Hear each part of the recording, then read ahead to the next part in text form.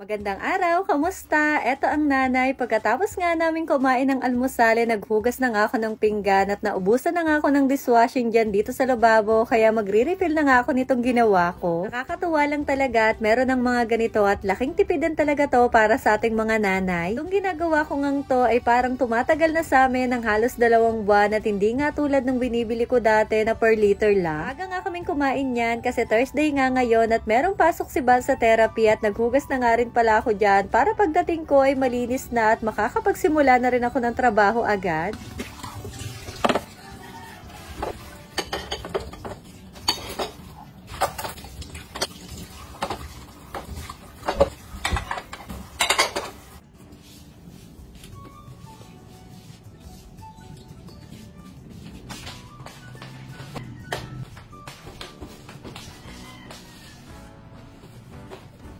Pagkatapos ko ngang maghugas niya, na inayos ko na nga muna tong mga pinamili namin kahapon bago nga sila maubos dito sa box.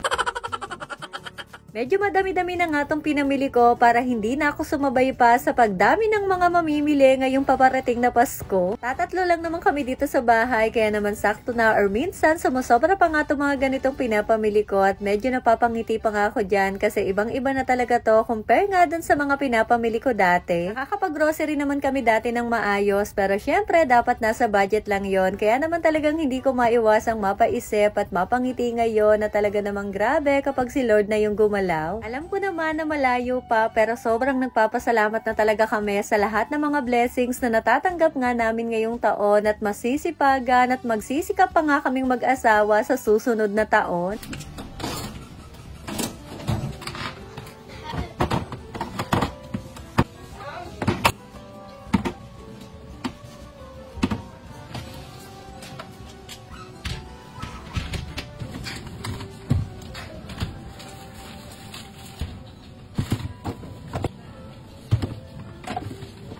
Dito ko pala nilalagay yung ilang mga pinamili ko gaya ng mga dilata at pinag-iisipan ko pa nga kung maganda ba natanggalin ko na tong malaking cabinet ko dito sa baba para medyo lumuwag nga dito sa kusina. Kaya lang nanghihinayang ako kasi ang ganda talaga niya at ang lakas niya maka-organize. Tapos ewan ko ba kung ako lang pero eto talaga yung isa sa nagpapasaya sa akin kapag namimili ako kasi marami na naman nga akong stocks ng mga sabong panlaba. Parang mas sinisipag kasi talaga ako maglaba kapag ganitong nakikita ko nga na marami pa akong mga stocks ng sabong magagamit.